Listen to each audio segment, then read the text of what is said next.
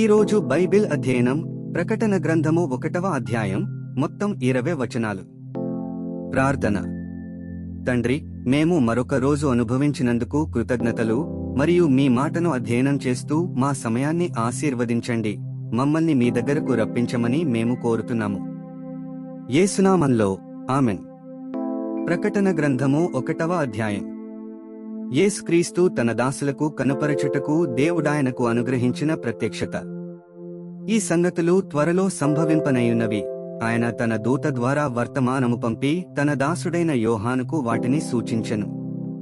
అతడు దేవుని వాక్యమును గూర్చియు యేసుక్రీస్తు సాక్ష్యమును గూర్చియు తాను చూచినంత మట్టుకు సాక్ష్యమిచ్చెను. సమయము సమీపించినది గనుక ఈ ప్రవచన వాక్యములు చదువువాడును వాటిని విని ఇందులో వ్రాయబడిన సంగతులను గైకొనువారును ధన్యులు.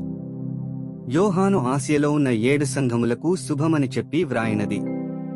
వర్తమాన భూత భవిష్యత్ కాలములలో ఉన్నవాని నుండియు ఆయన సింహాసనము ఎదుటనున్న 7 ఆత్మల నుండియు నమ్మకమైన సాక్షియు మృతులలో నుండి ఆది సంభూతుడుగా లేచినవాడును భూపతులకు అధిపతియునైన యేసుక్రీస్తు నుండియు కృపా సమాధానములు మీకు కలుగునుగాక.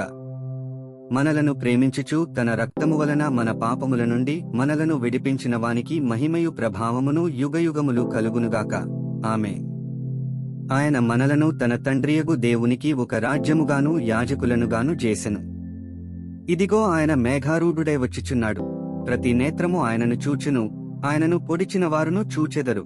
భూజనులందరూ ఆయనను చూచి రొమ్ము కొట్టుకొందరు. అవును, ఆమె. అల్ఫాయు ఓమెగయు నేనే, వర్తమాన భూత భవిష్యత్ కాలములలో ఉండువాడను నేనే అని సర్వాధికారియు దేవుడునగు ప్రభువు సెలవిచ్చుచున్నాడు. మీ సహోదరుడను యేసును బట్టి కలుగు శ్రమలోనూ రాజ్యములోనూ సహనములోనూ పాలివాడనునైన యోహానను నేను దేవుని వాక్యము నిమిత్తమును యేసును గూర్చిన సాక్ష్యము నిమిత్తమును పద్మాసు ద్వీపమున పరవాసినైతిని. ప్రభువు దినమందు ఆత్మవశుడనయుండగా బూరధ్వని వంటి గొప్ప స్వరము నీవు చూచుచున్నది పుస్తకములో వ్రాసి Ephesus, Smyrna, Pergamum, Thyatira, Sardis, Philadelphia, Laodicea అను 7 సంఘములకు పంపుమని చెప్పుట నా వెనుక వింటిని. ఇది వినగా నాతో మాటలాడుచున్న స్వరమేమిటో అని చూడతిరిగితిని.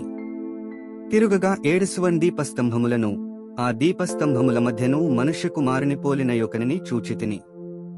ఆయన తన పాదముల మట్టునకు దిగుచున్న వస్త్రము ధరించుకుని రొమ్మునకు బంగారు దట్టి కట్టుకుని ఉండెను.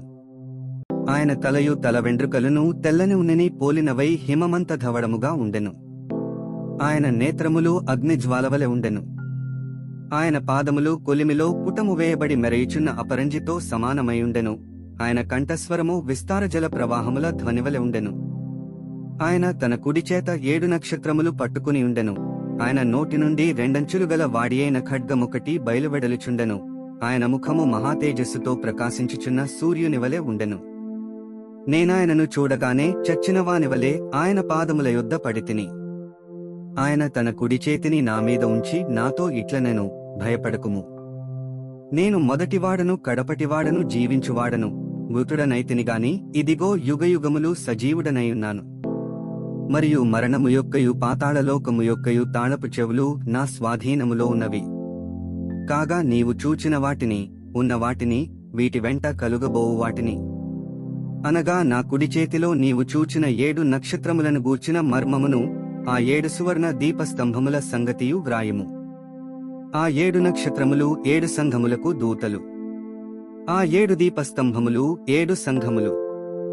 20 వచనాలు చదివియున్నాము. ముగింపు ప్రార్థన. ఓ దేవా, మా విలువైన సమయాన్ని నీ వాక్యాన్ని అధ్యయనం చేసినందుకు ధన్యవాదాలు. మా మార్గాలలో నడవడానికి మరియు మన సత్యాన్ని ఇతరులతో పంచుకోవడానికి మాకు ధైర్యాన్ని ప్రసాదించు. మీ పరిశుద్ధాత్మ మాకు మార్గనిర్దేశం చేస్తూ సర్వసత్యంలోకి మమ్ములను నడిపించునుగాక. ఆమెన్.